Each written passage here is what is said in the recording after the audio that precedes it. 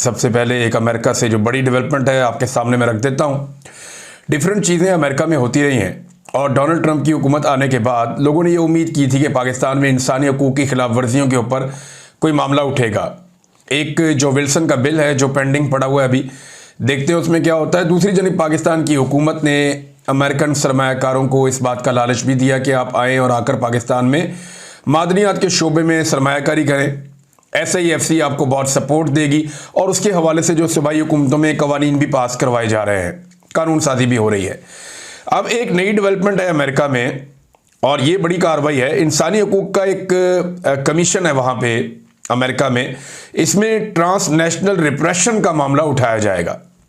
ये the Tom Lantus human rights commission of United states Congress, ये बहुत इंपॉर्टेंट एक कमीशन है और इंसानी हकूक़ के हवाले से काम करता है अमेरिका में। देखिए, इससे पहले जितनी भी कांग्रेशनल हेयरिंग्स हुई थी उनका तरीकाकार क्या था। आप जाते हैं किसी कांग्रेसमैन को मिलते हैं, एक और को मिलते हैं, आप उन्हें कहते हैं जनाब कि हम ये चाहते हैं कि अपने दुखड़े आपको सुनाएं, पाकिस्तानी ये करते थे। तो उसमें वो ये कहते हैं जी ठीक है, हम अपने साथियों से बात करते हैं। वो और 2 4 5 10 लोगों से बात करते हैं, ये सारे इकट्ठे होते हैं कमेटी रूम में, पाकिस्तानी जाते हैं और जाकर इनको बताते हैं कि पाकिस्तान में हमारे साथ क्या हो रहा है। ये था माजी का पैटर्न। लेकिन इस मरतबा ये मामला स्पेसिफिकली एक ऐसी कमेटी के अंदर जा रहा है या एक इस तरह के कमीशन में जा रहा है जो कमीशन बना ही इस काम के लिए कि पूरी दुनिया के अंदर इंसानी हकूक़ की खिलाफ वर्जियों को वो देखता है। अब यहाँ पे ये बड़ा संजीदा मामला है और बड़ी संजीदा हेयरिंग होने जा रही है। ये हेयरिंग मेरी इत्तला के मुताबिक मई में होनी थी, लेकिन मई में ये हो नहीं पाया। पाकिस्तानियों ने इस पर बड़ी मेहनत की है, इस पर जुल्फी बुखारी ने बड़ी मेहनत की है, एक डॉक्टर साहिबा हैं जो पाक पैक की हैं, उन्होंने बड़ी मेहनत की है, 2 4 और लोग हैं उन्होंने मेहनत की है, शहबाज गिल ने इसमें बड़ी कोऑर्डिनेशन की है। तो इन लोगों ने जोर लगा के तो अब इसको यकीनी बनाया है और बड़े ज़बरदस्त किस्म के लॉयर्स भी इसमें शामिल हैं। इंसानी हकूक़ के दीगर कुछ लोग हैं वो भी इसके अंदर शामिल हैं, मैं सबके नाम अभी नहीं लूँगा। हुकूमत पाकिस्तान जो है उसको इस बात की भिनक पड़ गई है और हुकूमत अब इस मामले को रोकना चाहती है या इसको कंट्रोल करना चाहती है। ये मई में होना था लेकिन चंद वजूहात की बिना पर अवेलेबिलिटी नहीं थी, तो ये जून में चला गया। अब ये जून के आखिर में किसी वक्त ये कमीशन एक इजलास बुलाएगा और इस पे हेयरिंग की जाएगी। वो लोग जिनमें पाकिस्तान में बड़ी ज्यादतियां हुई, जिन लोगों के साथ जिन्हें जबरी तौर पे लापता किया गया, गुमशुदा किया गया, टॉर्चर किया गया, कारोबार को तबाह किया गया, फैमिली अरकान को उठाया गया, जिन लोगों के साथ जुल्म और ज्यादती पाकिस्तान में हुई, वो लोग जाकर इस कमीशन को अपनी तफसीलात बताएंगे। बहुत सारी चीज़ें ऑनलाइन इनको दी जाएंगी, बहुत सारी चीज़ों के शवाहिद और सबूत इनको दिए जाएंगे। ये सीरियस है। वजह यह है कि इनकी रिकमेंडेशन के ऊपर अमेरिका काम करता है। ये अब कोई सेनेटर वैसे नहीं सुनने जा रहा, ये बाकायदा एक बड़ी important the Tom Lantus human rights commission of United states Congress है और इसका इंपैक्ट होता है। जो लोग इसको जानते हैं उन्हें आइडिया है। तो अब देखना यह है कि इसका नतीजा क्या निकलता है, या हुकूमत इसके खिलाफ कुछ कर पाती है या नहीं कर पाती, एक बड़ा सवाल है। तो पाकिस्तान में जो जुल्म और बर्बरियत का बाकायदा आगाज हुआ था ना, जो प्रैक्टिकली पाकिस्तान की एस्टेब्लिशमेंट ने पाकिस्तान की आवाम को डंडा फेरना शुरू किया था, वो आज से ठीक 3 साल पहले 25 मई 2022 को फेरना शुरू किया था। हमने पहली मरतबा देखा, उस वक्त आर्मी चीफ जो है जनरल बाजवा थे और वो जिद में आ गए थे। जनरल नदीम अंजुम जो है वो DG ISI थे। ये लोग जिद में आ गए थे कि हमने हुकूमत गिराई है। अवाम की क्या जरूरत है कि वो आए और कहे जी आपने गलत किया।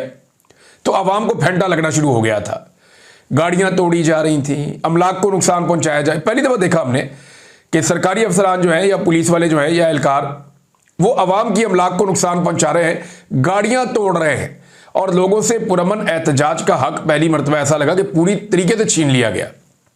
माजी में भी होता था, लेकिन इस तरह के मनाजिर हमने माजी में नहीं देखे थे कि पुलिस वाले ही गाड़ियां तोड़ रहे हैं। इस तरह के मनाजिर हमने पहली दफा देखे। यास्मीन राशिद साहिबा वाले और या बाकी मनाजिर आपको सारे याद होंगे। तो बर्बरियत का एक्चुअल जो आगाज हुआ था 3 साल पहले, लेकिन देखें ये 3 साल गुजर गए और 3 साल में पॉलिटिकल पार्टी की पूरी शेप बदल गई।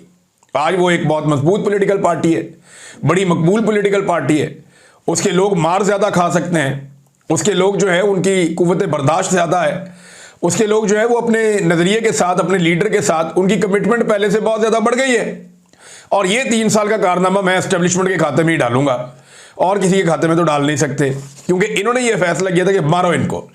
उस वक्त लाहौर में एक सेक्टर कमांडर होते थे आईएसआई के ब्रिगेडियर राशिद, इनका भी बड़ा अहम किरदार होता था उन दिनों में।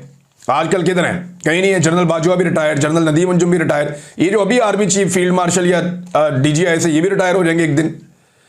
लेकिन ये लोग फिर तारीख के उस हिस्से में चले जाते हैं जहां पे ये सोचते होंगे ना बैठ के कि यार ये हमने क्या किया। जनरल बाजवा आज लोगों को टेलीफोन्स करते हैं, एक एक डेढ़ घंटा फोन करते हैं। मैंने कोई 1.5-2 घंटे की एक कॉल मैंने सुनी एक बंदे के पास बैठ के। मुझे ऐसा लगा कोई ज़हनी मरीज कॉल कर रहा है जो ये बताना चाहता है कि मैं इतना बुरा नहीं हूं जितना लोग मुझे समझ रहे हैं। कादी फायदिसा की हालत आप देख लें।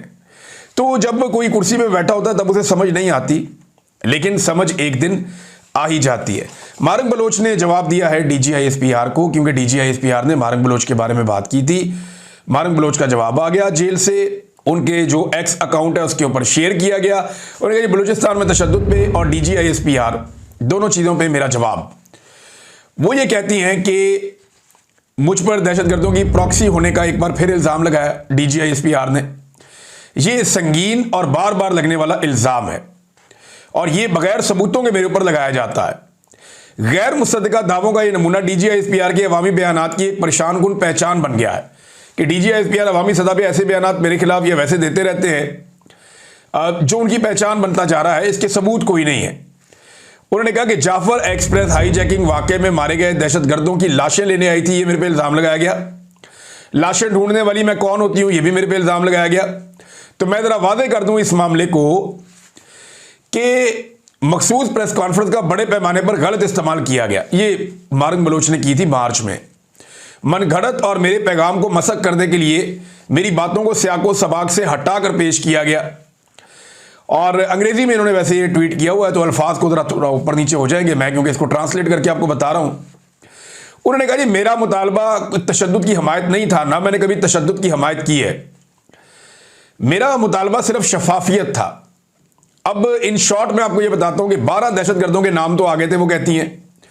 तो 12 दहशतगर्दों के साथ जो बाकी लाशें रात के अंधेरे में दफनाई गई बलूचिस्तान कोयटा के कासी कब्रिस्तान में, मैं जानना चाहती थी वो कौन लोग हैं।